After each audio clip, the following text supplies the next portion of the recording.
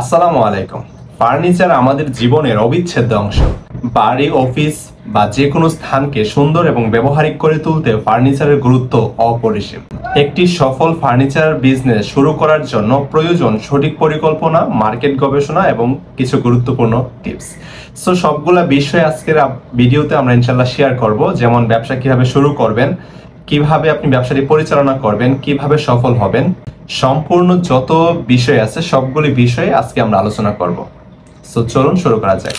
প্রথমে আপনাকে মার্কেট গবেষণা করতে হবে। স্থানীয় বাজারে কোন ধরনের ফার্নিচারের চাহিদা বেশি তা আপনাকে খুঁজে বের করতে হবে।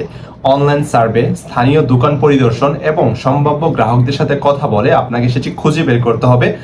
এই এরিয়াতে, আপনি যে এরিয়াতে ব্যবসা করতে যাচ্ছেন ওই এরিয়াতে কোন ধরনের ফার্নিচারের চাহিদা বেশি। আপনার ব্যবসার টার্গেট গ্রাহক কারা তা নির্ধারণ আপনাকে করতে হবে। এটা হতে পারে গৃহস্থলী, আপনি গৃহস্থলী যে আইটেমগুলো আছে সেগুলো তৈরি করতে পারেন, আপনি অফিসের আইটেম তৈরি করতে পারেন, আপনি হোটেলের জন্য ফার্নিচার তৈরি করতে পারেন, কিংবা রেস্টুরেন্টের জন্য ফার্নিচার তৈরি করতে পারেন। সো আপনার টার্গেট কাস্টমার কারা তা আগে আপনাকে প্রথমেই নির্বাচন করে নিতে হবে। টার্গেট গ্রাহক অনুযায়ী ফার্নিচার ডিজাইন এবং মূল্য আপনাকে নির্ধারণ করতে হবে।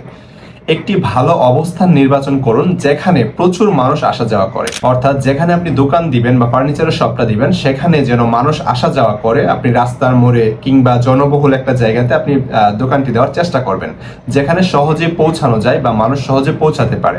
এটি হতে পারে শপিং মলের সামনে, অথবা বাণিজ্যিক এলাকা, অথবা প্রধান সড়ক বা রাস্তার মোড়ে। এই জায়গাগুলিতে আপনি দিলে সবচেয়ে ভালো রেসপন্স পাবেন। তারপরে মার্কেটিং খুবই গুরুত্বপূর্ণ যে কোনো ব্যবসার ক্ষেত্রে।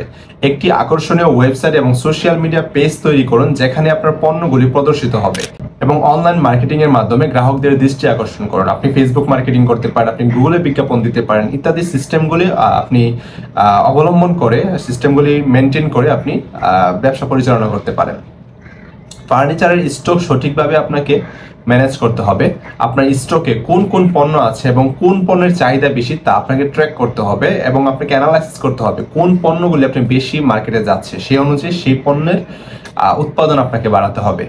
গ্রাহক সেবা খুবই গুরুত্বপূর্ণ, যে কোনো ব্যবসার ক্ষেত্রে এটি খুবই গুরুত্বপূর্ণ। ক্রেতাদের সন্তুষ্ট করতে পারলে তারা পুনরায় আসবেন আপনার দোকানে, এবং অন্যদেরকেও আপনার দোকানের কথা বলবেন যেন আপনার দোকানে তারা আসে। আপনি ডেলিভারি সেবা, ইনস্টলেশন, তারপরে বিক্রয় পরবর্তী সেবা, এই সেবাগুলি দিয়ে কাস্টমারের সাথে একটা ভালো সম্পর্ক কিন্তু আপনি তৈরি করতে পারেন। তারপরে মূল্য নির্ধারণ একটা খুবই গুরুত্বপূর্ণ বিষয়। আপনি আপনার প্রোডাক্টের একটা মূল্য নির্ধারণ করতে হবে। আপনার বাজারের বর্তমান অবস্থা এবং আপনার উৎপাদন খরচ বিবেচনা করে পণ্যের দাম আপনাকে নির্ধারণ করতে হবে। তবে এই বিষয় নিয়ে, পণ্যের দাম নির্ধারণ করা নিয়ে আপনি প্রাইজিং স্ট্র্যাটেজি নিয়ে একটা ভিডিও দেখতে পারেন যে কোনোখান থেকে। আপনি ইউটিউবে অনেক ভিডিও পাবেন, কিংবা আমাদের চ্যানেলে অনেক ভিডিও আছে প্রাইজিং স্ট্র্যাটেজি কিভাবে নির্ধারণ করা যায়। ঠিক আছে। সো একটা ভিডিও দেখলে আপনি আশা করি প্রাইস কিভাবে নির্ধারণ করা যায় এই বিষয়টা আপনি ক্লিয়ার হয়ে যাবেন। তারপরে রেগুলার আপনাকে প্রমোশন এবং অফার দিতে হবে। ছুটির দিন, তারপরে বিশেষ অনুষ্ঠান বা বছরের বিশেষ সময়ে আপনি ডিসকাউন্ট এবং অফার দিতে পারেন। মান নিয়ন্ত্রণ, ফার্নিচারের গুণগত মান বজায় রাখা কিন্তু খুবই গুরুত্বপূর্ণ। ভালো মানের কাঁচামাল ব্যবহার করতে হবে এবং প্রতিটি পণ্য সঠিকভাবে তৈরি হচ্ছে কিনা তা আপনাকে নিশ্চিত করতে হবে। তারপর ফার্নিচারের নতুন ডিজাইন এবং বর্তমান ট্রেন্ড সম্পর্কে আপনাকে আপডেট থাকতে হবে। গ্রাহকদের চাহিদা অনুযায়ী নতুন নতুন ডিজাইন আপনাকে তৈরি করতে হবে।